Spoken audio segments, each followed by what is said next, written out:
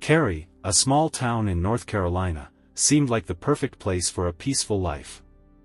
The residents were so accustomed to safety that they often left their homes and car doors unlocked. Crime and racial tension were almost non-existent here. Excellent schools, uncongested roads, and friendly neighbors made Cary an attractive place for family life. That's why Brad and Nancy Cooper chose this town to create a happy family and raise their children. At first glance, the Coopers had an ideal life. Brad was a successful IT engineer, valued for his intelligence and professionalism. Nancy, on the other hand, was stunning with her beauty, excellent figure, and irrepressible cheerfulness. She was an exemplary mother to their two little daughters. The family lived a well-ordered life. Brad focused on his career, while Nancy took care of the home and children. In the past, she had been a professional runner, and even after ending her sports career, she continued to maintain an excellent physique. The morning of July 12, 2008, was no different from any other day in the Cooper family. As usual, Nancy went out for her regular jog. But this time, she never returned home. The unexpected events that followed shocked everyone and raised many questions. This tragedy left Nancy and Brad's loved ones with a feeling of deep loss and a faint hope for justice. In the afternoon, Nancy's friend, Jessica Adam, called 911 to report her disappearance. According to her, Nancy had gone for a run around 7 a.m., but there had been no word from her since. The girls had planned to meet later, but Nancy never showed up. Jessica tried calling her friend for several hours, but neither Nancy's cell phone nor her home phone answered. Brad, who was at work, initially didn't take the situation too seriously. He assumed that his wife had simply decided to extend her walk a bit. But when evening came and Nancy still hadn't returned home, it became clear that something was wrong. To understand what might have happened, it's worth delving into the history of the Cooper family. Perhaps the answers lie in their past. Nancy's story begins in the 1960s, when her parents, Harry Rentz, a graduate of the University of British Columbia, and Donna Audrey, got married. The couple had 4 children, a son, Jeff, and daughters Krista, Jill, and Nancy. The family lived in Edmonton, where the parents created an atmosphere of love and support for their children. In 1998, 24-year-old Nancy met Brad Cooper in Calgary. The tall, dark-haired man with a reserved demeanor immediately caught her attention. His calmness and reliability made a strong impression on her. Nancy quickly fell in love, and the feelings were mutual. Brad was enchanted by the tall, blonde, slender Nancy, her charm and charisma. A relationship developed between them, which progressed rapidly. Soon Brad received a prestigious job offer in the city of Raleigh, North Carolina. He wanted Nancy to move with him. To simplify the immigration process and stay together, the couple decided to get married in June 2000. Although it might have seemed like a marriage for the sake of relocation, in fact, they had been planning their wedding even before this offer, back in 1982. After the move, Brad began building his career at one of the largest companies. His professional growth was rapid, and the family lived in prosperity. 2 BMWs graced their driveway. However, Nancy, who remained a Canadian citizen, did not have a work permit in the USA. She could earn money unofficially, but such opportunities did not appeal to her. Nancy dreamed of a full-fledged career and self-realization but was forced to limit herself to the role of a housewife and mother. At that time, she focused on taking care of the home and children. In 2004, the couple had their first daughter, Bella, and in 2006, their second, Katie. Nancy was a caring and practical mom who spent a lot of time with the children at the playground. But the lack of professional fulfillment remained a serious problem for her. In 2005, Brad Cooper enrolled in an MBA program at the University of North Carolina's College of Management. He later earned a master's degree with a focus on product development innovation. His career continued to develop rapidly, and he was constantly acquiring new knowledge and skills. Meanwhile, Nancy's situation changed significantly. She abandoned her own career ambitions, focusing on family and household responsibilities. Previously, Nancy had been a talented runner and dreamed of participating in the Olympic Games. But due to a knee injury, her dream did not come true. Despite this, she continued to run and participate in marathons, motivating other people to join the competitions. This helped her expand her social circle. However, such an active social life irritated Brad, who was less sociable.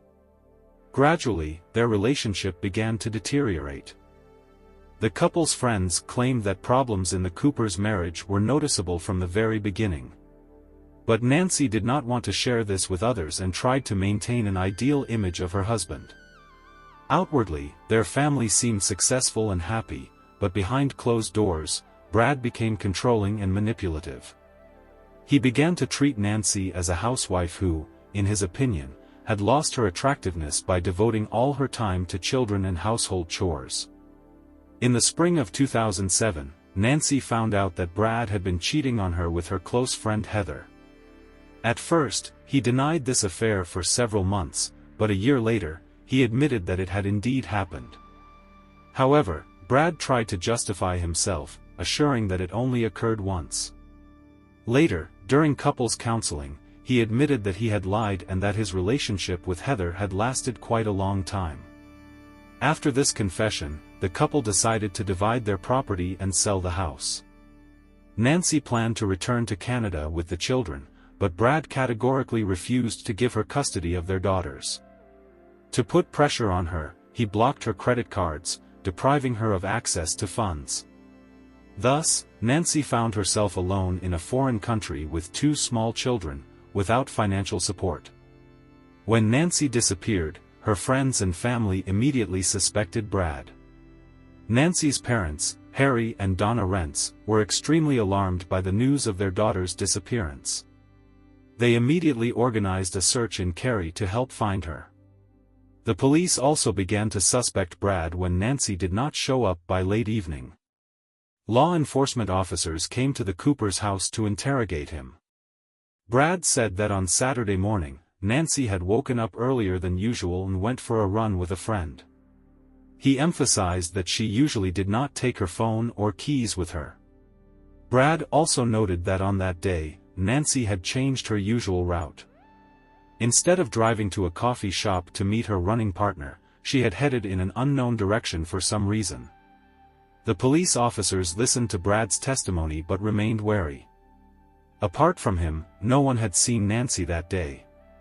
Law enforcement tried to find witnesses who could corroborate his words but to no avail. No one had seen Nancy on Saturday morning or even Friday evening before her disappearance. She was last seen only while visiting friends who lived across from the Coopers' house. Law enforcement took Brad's testimony into account but did not rush to conclusions. Apart from Nancy's husband himself, no one else could confirm seeing her on that fateful day.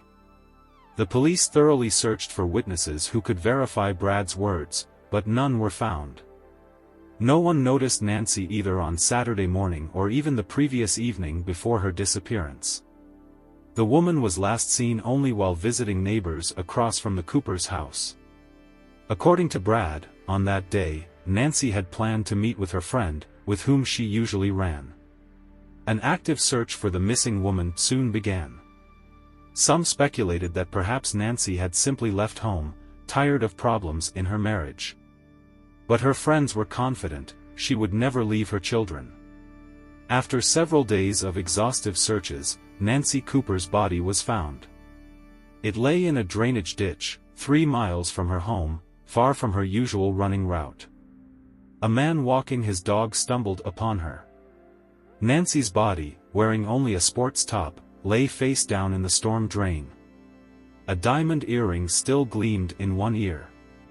The medical examiner stated asphyxiation as the cause of Nancy Cooper's death. A fracture of the hyoid bone was also found. No signs of any other injuries or sexual violence were found on the body. However, any crime requires a motive, so the police set out to find it.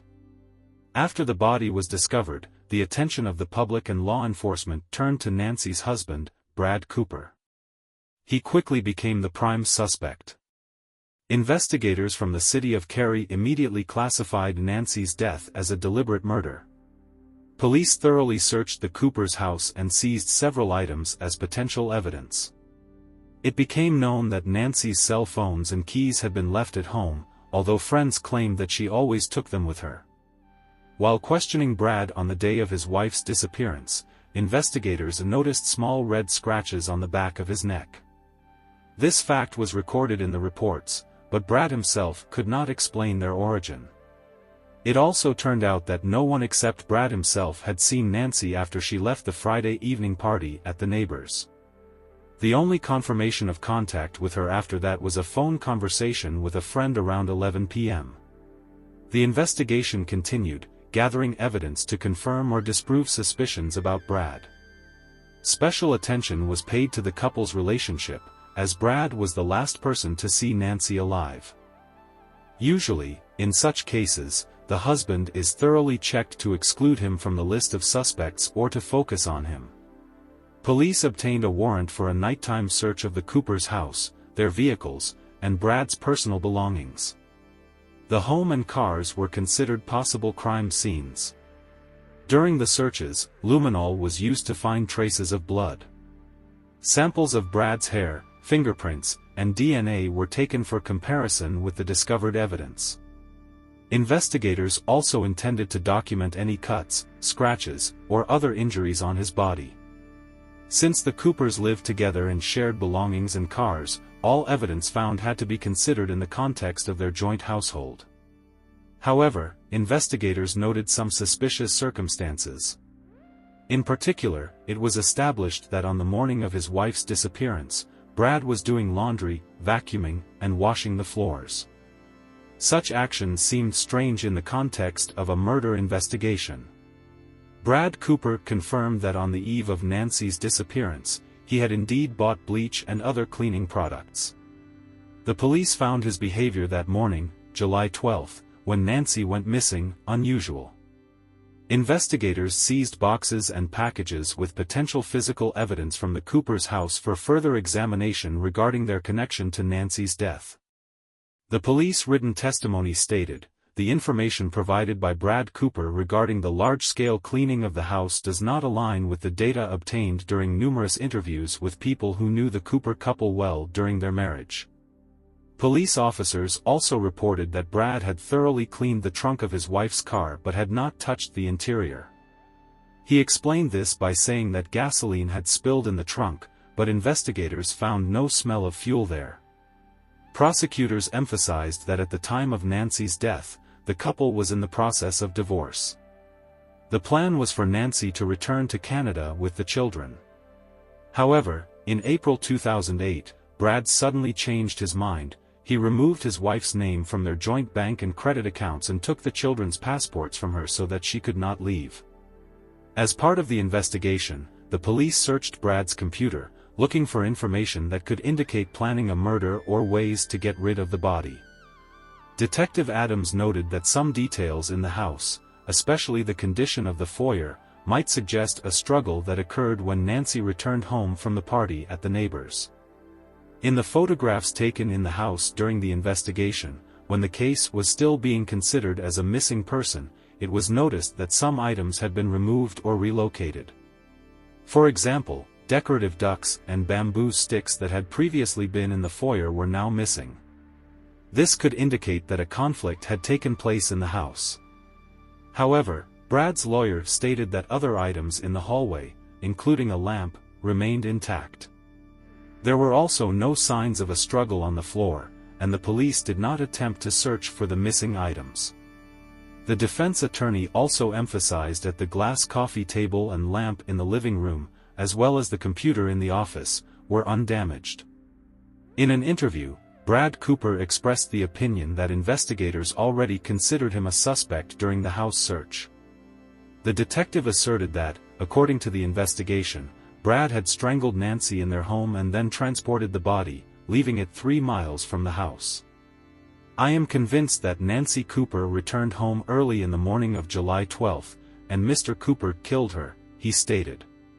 Having gathered sufficient evidence, in October 2008, 3 months after Nancy Cooper's body was discovered, Brad Cooper was arrested. However, the trial did not begin until March 2011, more than 2 years after the arrest. Over the course of 36 days, prosecutors and defense presented their arguments to the jury. Despite Brad Cooper's insistence on his innocence, the jury found him guilty of first-degree murder. As a result, he was sentenced to life imprisonment without the possibility of parole. The prosecution presented evidence that Brad had been cheating on his wife and had become increasingly controlling and aggressive toward her. Prosecutors argued that he had killed Nancy to get rid of her and continue his relationship with his mistress.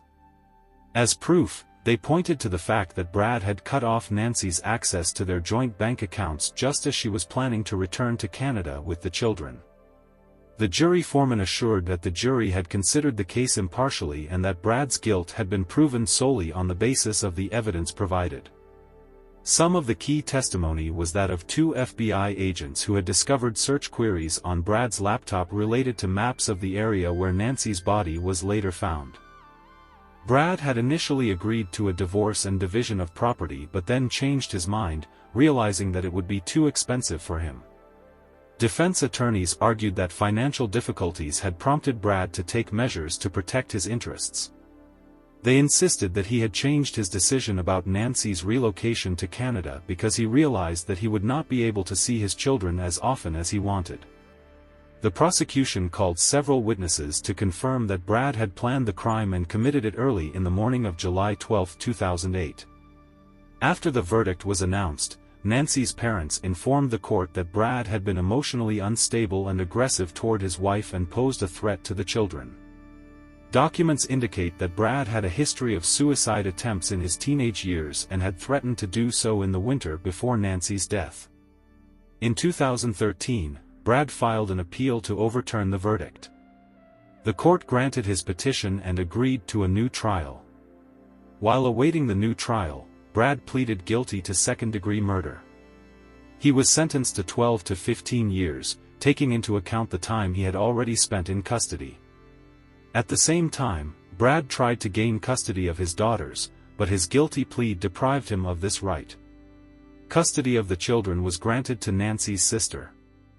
The defense attorneys stated that they had grounds to appeal the verdict. They argued that the jury had not been provided with evidence that could have indicated that Brad's laptop had been hacked. The lawyers also accused the police of ignoring evidence that could have pointed to other suspects. It is worth mentioning that Brad Cooper had previously attempted suicide as a teenager and had threatened to do so in the winter of 2008.